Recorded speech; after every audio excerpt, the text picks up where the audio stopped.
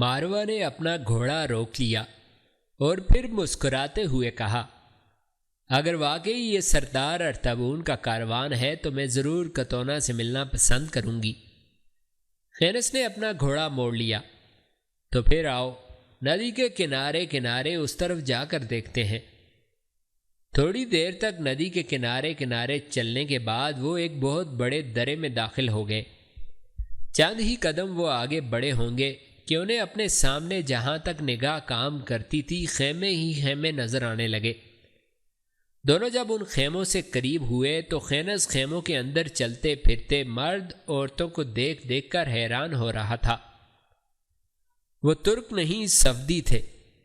جو بھی پہلا آدمی اس کے سامنے آیا، خینس نے اس سے پوچھا، آہی یہ کس کا قافلہ ہے؟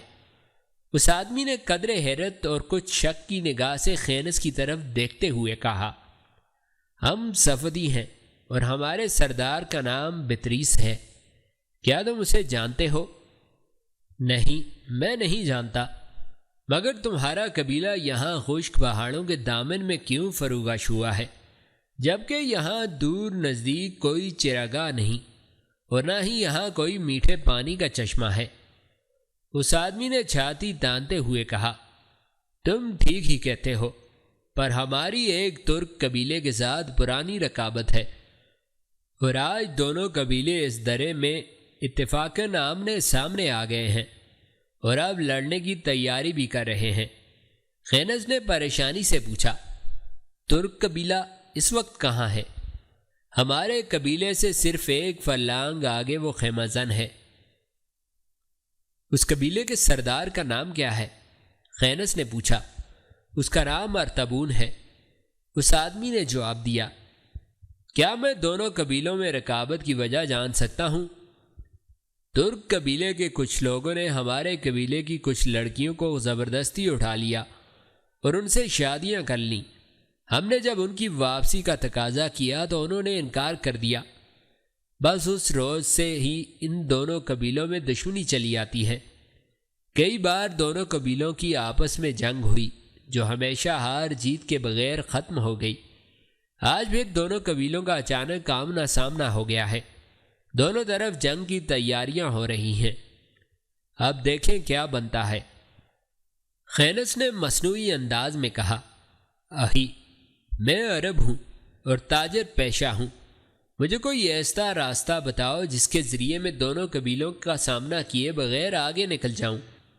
اس صفدی نے ہلکا سا کہکا لگایا اور ہاتھ سے ایک پگڈنڈی کی طرف اشارہ کر دیا۔ خینس اور ماروا کچھ دور تک اس پگڈنڈی پر گئے، پھر انہوں نے اپنا رخ دائیں جانب موڑ لیا اور عین ترک سردار ارطبون کے خیموں کے پاس آ نمودار ہوئے۔ خینس کو دیکھتے ہی قبیلے میں شور اٹھ کھڑا ہوا، خینس آ گیا، خینس بن یوسف آ گیا۔ لوگ کیا، مرد کیا، عورتیں اپنے خیموں سے نکل کر اس پگڈنڈی کے دونوں جانب آ کر کھڑے ہو گئے جس پگڈنڈی پر خینس اور ماروا آ رہے تھے۔ سردار ارطبون اور اس کے ساتھ کتونا بھی اس پگڈنڈی پر آ کر کھڑے ہو گئے تھے۔ خینس سب لوگوں کے سلام کا جواب دیتا ہوا ارطبون کے پاس آ کر گھوڑے سے اتر گیا۔ ماروا بھی اپنے گھوڑے سے اتر گئی۔ خینس کے ساتھ ماروا کو دیکھ کر صرف چند ثانیے کے لیے کتونا کا چہرہ پیلا پڑ گیا تھا، مگر فوراً ہی وہ ضبط کر گئی اور اپنی کھنکتی ہوئی آواز میں اس نے ارطبون سے پہلے پوچھ لیا، کیسے ہو خینس؟ خینس اس کی طرف دیکھتے ہوئے مسکرا دیا، اچھا ہوں، تم اپنی کہو۔ کتونا مسکراتے ہوئے اپنے پاؤں پر چاروں طرف گھوم گئی، دیکھ لو ویسی ہی ہوں۔ اتنی دیر تک ارطبون بھی آگے بڑھ چکا تھا۔ اس نے خینس کو گلے لگا لیا اور اسے اس طرح پیار کرنے لگا جیسے وہ اس کا اپنا بیٹا ہو اور برسوں بعد واپس آیا ہو۔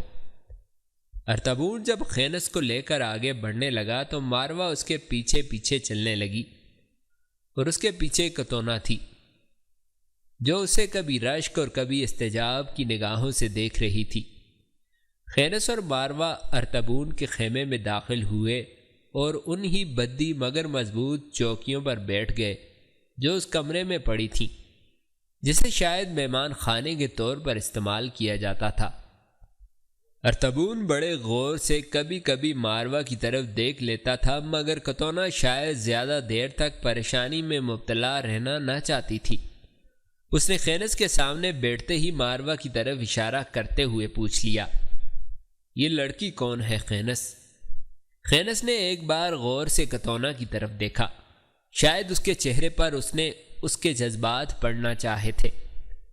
پھر اس نے بڑے اطمینان سے جواب دیا، اس کا نام ماروا ہے، یہ خوارزم کے ایک جرنیل کی لڑکی ہے، اور اس کی داستان بہت طویل ہے اور دکھ بری بھی۔ اگر میں سننا چاہوں تو سنو۔ یہ خوارزم کے ایک جرنیل کی لڑکی ہے۔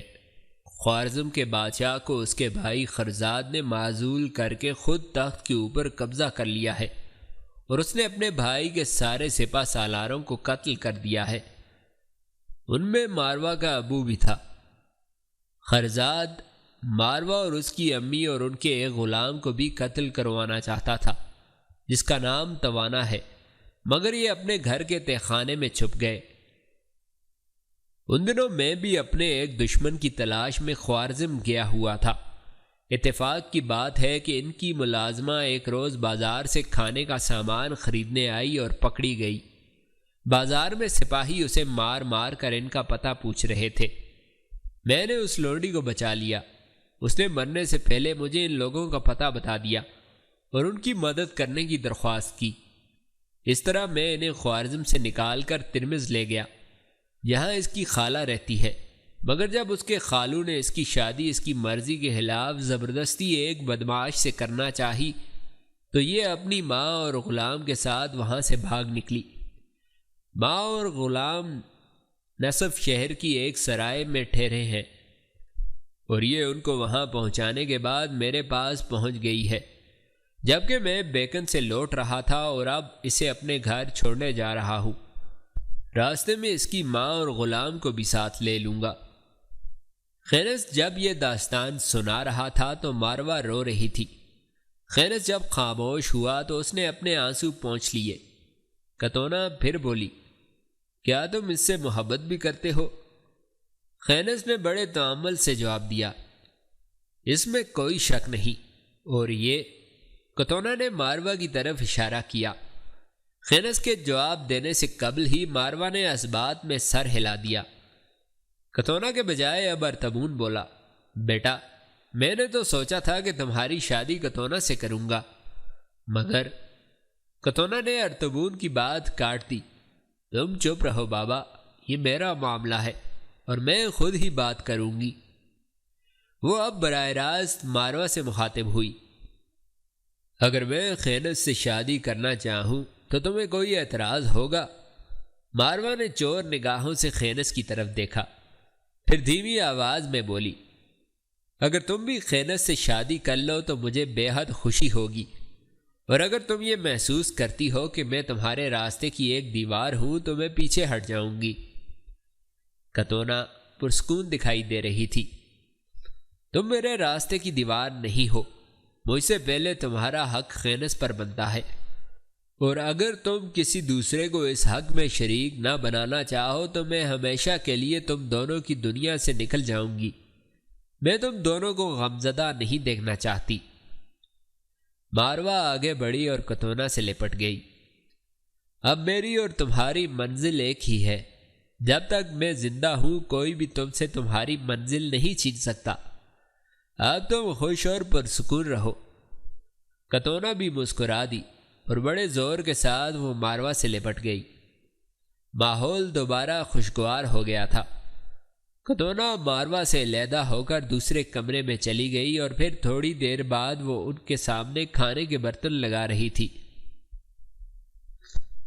کتونا ابھی کھانے کے برتن لگا رہی تھی کہ ایک ترک خیمے میں داخل ہوا اور تعظیماً جھک کر اس نے ارطبون سے کہا، سردار، جو وقت صلح کی بات کرنے گیا تھا وہ واپس آ گیا ہے۔ ارطبون اپنی جگہ پر کھڑا ہو گیا۔ انہیں فوراً اندر بھیج دو۔ 4 ارکان پر مشتمل وفد اندر آ کر بیٹھ گیا۔ ارطبون نے بڑی بے تابی کے ساتھ وفد کے ارکان سے پوچھا، بات چیت کیسے ختم ہو گئی؟ وفد کے ایک رکن نے بڑی سنجیدگی اور اداسی سے کہا، انہوں نے صلح کی پیشکش ٹھکرا دی ہے۔ ارطبون خاموش ہو گیا اور کچھ سوچنے لگا۔ کتونا خینس اور ماروا کے آگے کھانا لگا چکی تھی، پھر وہ خود بھی ان کے سامنے بیٹھ گئی اور بڑے پیار سے مسکراتے ہوئے اس نے کہا، کھاؤ۔ وفد کا وہی رکن پھر بولا، شاید وہ صلح کے لیے آمادہ ہو ہی جائیں، مگر ان میں 4 ایسے موزور نوجوان ہیں جو صلح کی بات تک نہیں کرنے دیتے۔ وہ دونوں قبیلوں کے درمیانی میدان میں آ کر کھڑے ہو گئے ہیں۔ وہ کہتے ہیں اس بار دونوں قبیلوں کی جنگ ہو کر رہے گی اور ہم ترکوں سے انتقام لینے کی خاطر ان کی 4 نوجوان لڑکیوں کو اغوا کر کے اپنا حساب بے باک کریں گے۔ ارطبون غصے میں چلاتا ہوا کھڑا ہو گیا، یہ کبھی نہیں ہو سکتا۔ میرے قبیلے کی کسی لڑکی کی طرف آنکھ اٹھا کر دیکھا بھی تو میں صفدیوں کی اینٹ سے اینٹ بجا دوں گا۔ خینس اپنے منہ میں لقمہ ڈال رہا تھا، اس نے لقمہ واپس پھینک دیا اور اٹھ کر کھڑا ہو گیا۔ غصے میں اس کا چہرہ لال سرخ ہو گیا تھا۔ ماروا اور کتونا دونوں ہی بدحواس ہو کر اس کی طرف دیکھنے لگی تھیں۔ ارطبون بھی فکر مند ہو گیا تھا۔ خینس خیمے سے باہر آیا اور دونوں قبیلوں کے درمیان اس کھلے میدان کا جائزہ لینے لگا جہاں صفدی قبیلے کے 4 نوجوان گھڑ سوار کھڑے بڑی بےتابی سے ترک خیموں کی طرف دیکھ رہے تھے۔ ارطبون، ماروا اور کتونا بھی خیمے سے باہر آ کر اس کے پیچھے کھڑے ہو گئے تھے۔ اسے ان کی موجودگی کا احساس تک نہ ہوا تھا۔ آخر ارطبون نے اس کے خیالات کو منتشر کر دیا۔ کیا دیکھ رہے ہو؟ خینس نے ان کی طرف مڑ کر دیکھنے کے بجائے اپنے سامنے کھلے میدان میں ہی نظریں جمائے رکھیں اور پھر اس کی آواز سنائی دی جیسے وہ کوسوں دور سے بول رہا ہو۔ موت، ارطبون نے فکر انگیز لہجے میں کہا۔ کس کی موت؟ ان 4 سواروں کی جو میدان میں کھڑے تمہارے قبیلے کی طرف دیکھ رہے ہیں۔ یک بارگی ہی وہ خیمے سے باہر کھڑے اپنے گھوڑے کی طرف بھاگا۔ گھوڑے پر بیٹھتے ہی اس نے آہنی زنجیر جو گھوڑے کی زین سے بندھی ہوئی تھی کھولی اور اسے اپنے ہاتھ میں لہراتے ہوئے اس نے گھوڑے کو ایڑ لگا دی اور پھر وہ ویشیوں کی طرح ہا ہا کرتا ہوا ایڑیاں مار کر گھوڑے کو دوڑانے لگا۔ اس نے میدان کا ایک لمبا چکر لگایا۔ سارے ترک اور صفدی اپنے خیموں سے نکل کر اب میدان کے گرد جمع ہو گئے تھے۔ اپنے گھوڑے کو سر پر دوڑاتے ہوئے اس نے اس کی لگام ان 4 کے پاس آ کر کھینچی۔ گھوڑا دونوں ٹانگیں اٹھا کر ہنہنایا، پھر پتھریلی زمین پر زور زور سے پاؤں مارتے ہوئے نتنے پھڑپڑانے لگا اور اس کے ساتھ ہی خینس کی تیز آواز سنائی دی۔ وہ ان 4 سے مخاطب ہوا تھا، کیا تم ہی وہ 4 ہو جو دونوں قبیلوں کے درمیان صلح میں دیوار کھڑی کرتے ہو؟ ان میں سے ایک منچلا آگے بڑھا اور پھر اپنے گھوڑے کی لگام کھینچتے ہوئے غصے میں کہا، یقیناً ہم وہی 4 ہیں۔ کیا ترکوں کے پاس کوئی اور جوان نہ تھا جو انہوں نے صرف تمہیں قربانی کا بکرا بنانے کے لیے بھیج دیا، یا تم خود ہی اپنی زندگی سے بیزار ہو چکے ہو؟ واپس لوٹ جاؤ اور ترک سردار سے کہو ہم 4 کے مقابلے میں اپنے 4 بہترین جوان بھجوائے۔ اس نے تم اکیلے کو بھیج کر ہماری بے عزتی کی ہے۔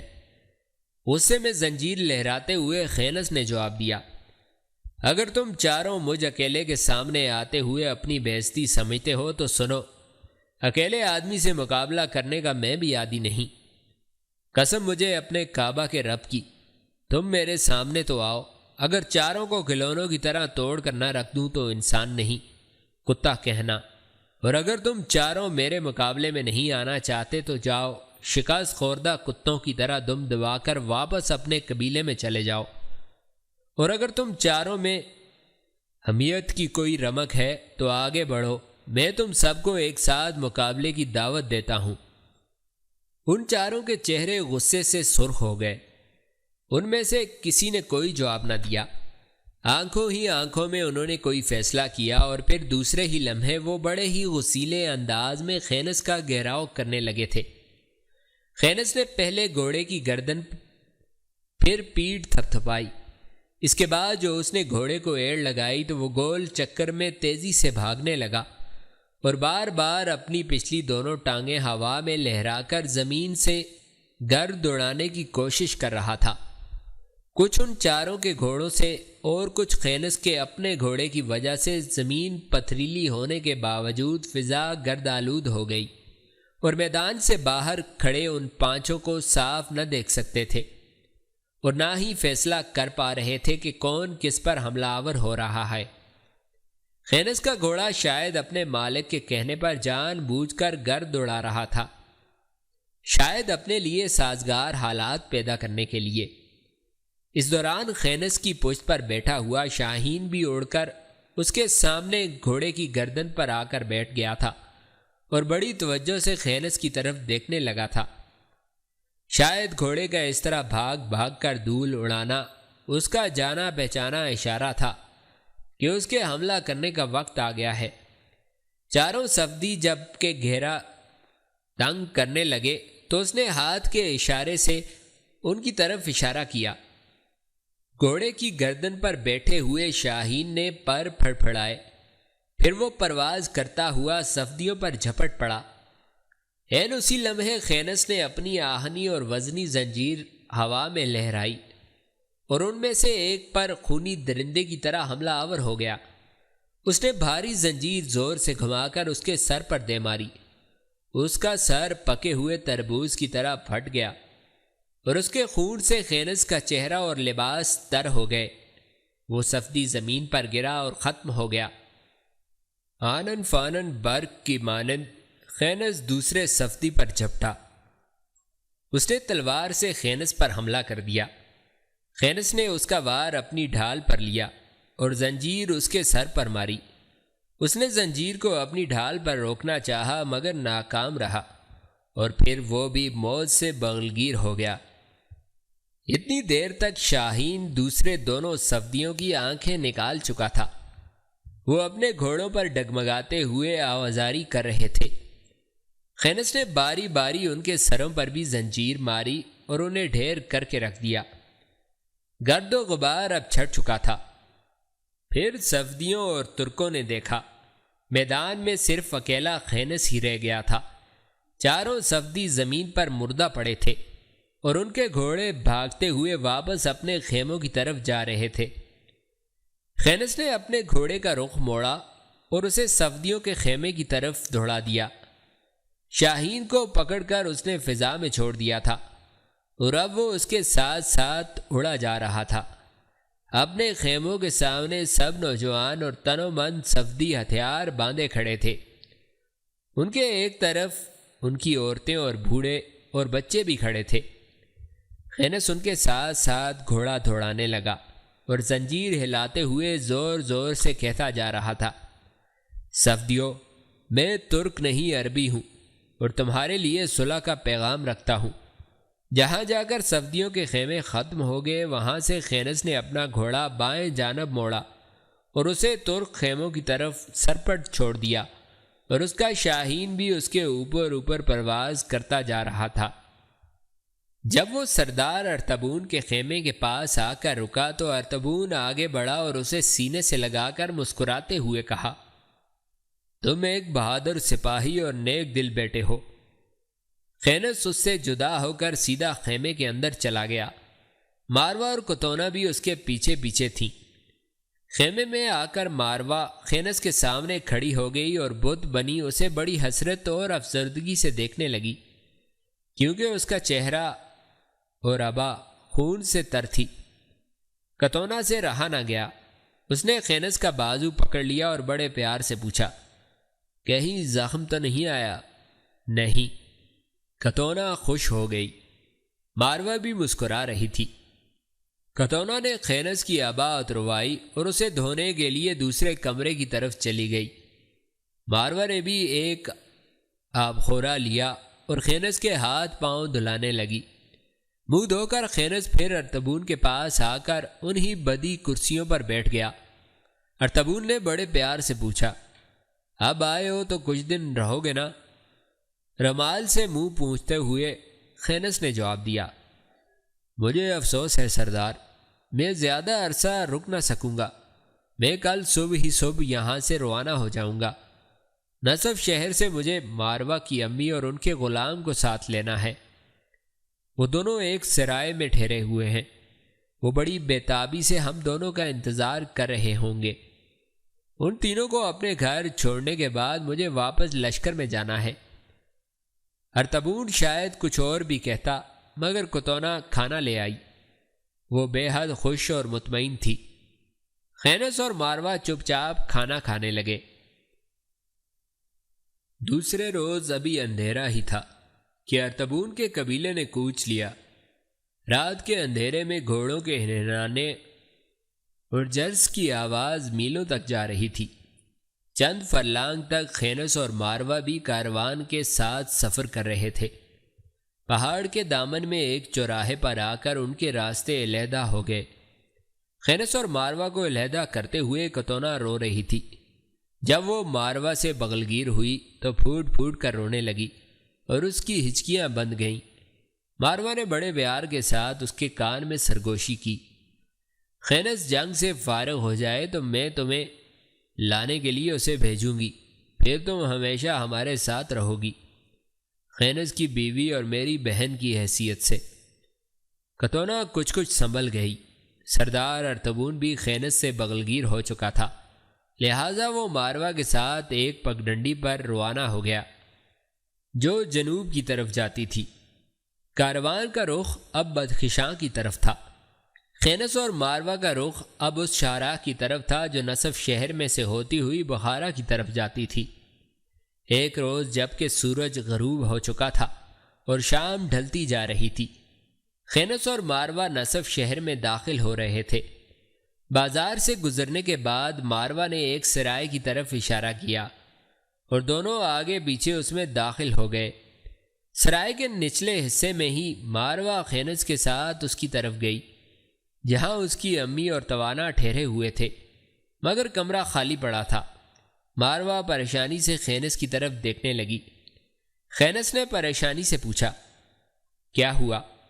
روتی ہوئی آواز میں ماروا نے جواب دیا، امی اور توانا تو یہاں نہیں، کیا تمہیں یقین ہے کہ وہ اسی کمرے میں ٹھہرے ہوئے ہیں؟ یقیناً وہ اسی کمرے میں تھے۔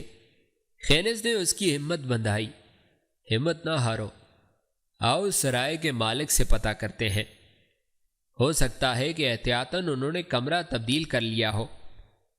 دونوں سرائے کے مالک کے پاس آئے اور خینس نے اس سے پوچھا، یہاں تمہاری سرائے میں ایک عورت ٹھہری ہوئی تھی جس کا نام کراتیس تھا، اور اس کے ساتھ ان کا غلام بھی ہے اور اس کا نام توانا ہے، کیا تم بتا سکو گے کہ وہ کس کمرے میں ہے؟ سرائے کے مالک کا چہرہ پیلا پڑ گیا۔ بڑے دکھ سے اس نے جواب دیا، مجھے افسوس ہے، ہم اس خاتون کی حفاظت نہ کر سکے۔ ایک ہفتہ ہوا چند مسلح سواروں نے اچانک ان پر حملہ کر دیا، انہوں نے خاتون کو بے دردی سے قتل کر دیا۔ ہاں، اس کا غلام بھاگ نکلنے میں کامیاب ہو گیا۔ مجھے افسوس ہے کہ یہ واقعہ میری سرائے میں پیش آیا۔ یہ لڑکی جو تمہارے ساتھ ہے، اس نے ماروا کی طرف اشارہ کرتے ہوئے کہا، یہ بھی چند دن اس سرائے میں ٹھہری تھی، یہ شاید اس خاتون کی بیٹی ہے۔ حملہ آور اس کے متعلق بھی پوچھ رہے تھے، شاید وہ اسے اغوا کر کے لے جانا چاہتے تھے۔ میں نے اس خاتون کی لاش کو شہر کے قبرستان میں دفن کرا دیا ہے۔ خینس کچھ کہنا ہی چاہتا تھا کہ 10 مسلح نوجوان دندناتے ہوئے اندر داخل ہوئے اور آن کی آن میں انہوں نے خینس کو بے بس کر کے رکھ دیا۔ خینس سرائے کے مالک کے ساتھ باتوں میں الجھا ہوا تھا، لہٰذا وہ ان کی آمد سے متعلق متوجہ نہ ہو سکا۔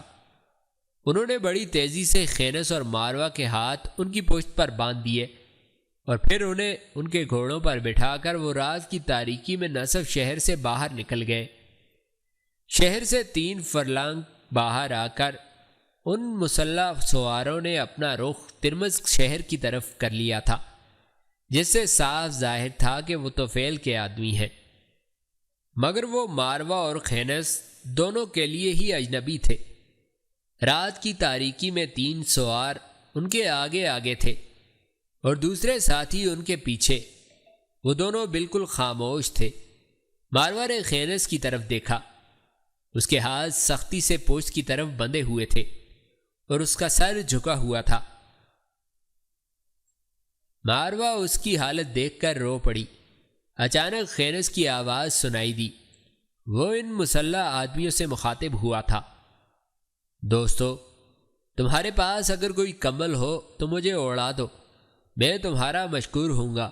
مجھے بخار ہو گیا ہے اور میں سردی محسوس کر رہا ہوں۔ ماروا اور زیادہ زور زور سے رونے لگی۔ خینس کی حالت اس کے لیے ناقابل برداشت تھی۔ ان میں سے ایک نے چپ چاپ اپنے گھوڑے کی زین سے ایک سیاہ رنگ کا اونی کمبل کھولا اور خینس کے اوپر ڈال دیا۔ خینس کی نحیف اور مدھم سی آواز پھر سنائی دی۔ اگر تم اجازت دو تو میں گھوڑے کی پیٹھ پر لیٹ کر آرام کر لوں۔ اس طرح بیٹھے بیٹھے شاید میں راستے میں ہی دم توڑ دوں گا۔ ماروا کی ہچکیاں بند گئی تھیں۔ جس آدمی نے کمبل دیا تھا وہ پھر بولا، کیا تم گھوڑے کی پیٹھ پر لیٹ سکو گے؟ ہاں، تمہارے ہاتھ پاؤں بندھے ہوئے ہیں، گر جاؤ گے۔ نہیں، میں ان چیزوں کا عادی ہوں۔ اگر تم خود ہی اپنی موت کو دعوت دینا چاہتے ہو تو بے شک لیٹ جاؤ، ہمیں کیا ہے، ہم نے تمہیں زندہ یا مردہ طفیل کے پاس پہنچانا ہے۔ خینس بڑی احتیاط کے ساتھ حرکت میں آیا۔ وہ آہستہ آہستہ آگے آیا اور گھوڑے کی گردن پر پچھلی سمت منہ کر کے بیٹھ گیا۔ گھوڑے نے کوئی اعتراض نہ کیا تھا۔ ہاں، وہ نتنے پھڑپھڑانے لگا تھا۔ شاید وہ اپنی بے زبانی سے اپنے مالک کے ساتھ کوئی عہد کر رہا تھا۔ خینس نے کندھے ہلا جلا کر کمبل اپنے اوپر درست کیا، پھر گھوڑے کی زین پر سر رکھ کر اس نے اپنے آپ کو کمبل میں چھپا لیا۔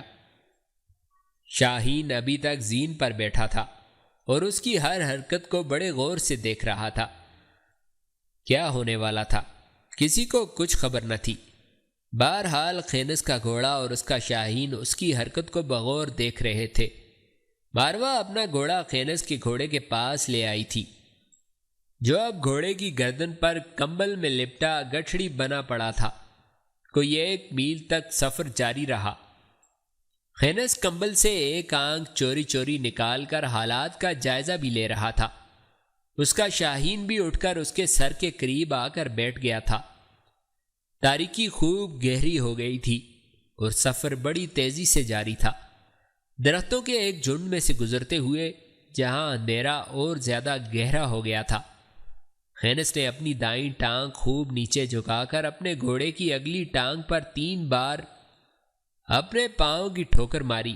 گھوڑا ایک بار زور سے ہنہنایا، پھر چلتے چلتے اپنا منہ پچھلی سمت کر دیا۔ خینس نے فوراً اپنے بندھے ہوئے ہاتھ گھوڑے کے منہ کی طرف بڑھا دیے۔ گھوڑے نے رسی منہ میں ڈالی اور اسے چبانے لگا۔ تھوڑی دیر بعد گھوڑے نے رسی کاٹ دی تھی اور اب وہ پہلے کی طرح منہ آگے کر کے بھاگنے لگا تھا۔ خینس آہستہ آہستہ بیماروں کی طرح اٹھا اور زین پر سیدھا ہو کر بیٹھ گیا۔ کمبل ابھی تک اس نے اوپر ڈال رکھا تھا۔ شاہین بھی اڑ کر اس کے سامنے گھوڑے کی گردن پر آ کر بیٹھ گیا تھا۔ لوہے کی بھاری زنجیر جو گھوڑے کی زین سے بندھی ہوئی تھی اس نے اپنے دائیں ہاتھ سے کھول کر پکڑ لی تھی اور اس کی آنکھیں اندھیرے میں بڑی تیزی سے اپنا کام کر رہی تھیں۔ بائیں ہاتھ سے جب اس نے اپنے آگے آگے چلنے والے 3 سواروں کی طرف اشارہ کیا تو تاریکی میں شاہین ان پر جھپٹ پڑا۔ اسی لمحہ خینس نے کمبل اتار کر ایک طرف پھینک دیا۔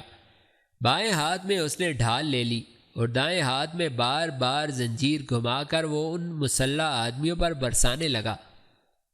آن کی آن میں اس نے 5 آدمیوں کے سر پھوڑ کر انہیں ختم کر دیا تھا۔ ادھر شاہین بھی آگے آگے چلنے والے 3 نوجوانوں کی آنکھیں نکال چکا تھا اور وہ اپنے گھوڑوں سے گر کر زمین پر لوٹ رہے تھے۔ اب صرف 2 جوان رہ گئے تھے اور وہ بھی اندھیرے میں ایک دوسرے کی طرف دیکھ رہے تھے، شاید کوئی فیصلہ کر رہے تھے کہ کس طرح حملہ آور ہوں۔ ماروا جو ایک طرف ہٹ کر کھڑی ہو گئی تھی اور اس اچانک انقلاب پر ابھی تک سراسیمہ تھی، خینس کے قریب آئی۔ خینس نے اس کے ہاتھوں کی رسیاں کاٹ دیں ماروا نے اس کی کمر سے تلوار کھینچ لی اور مقابلہ کرنے کے لیے مستعد کھڑی ہو گئی۔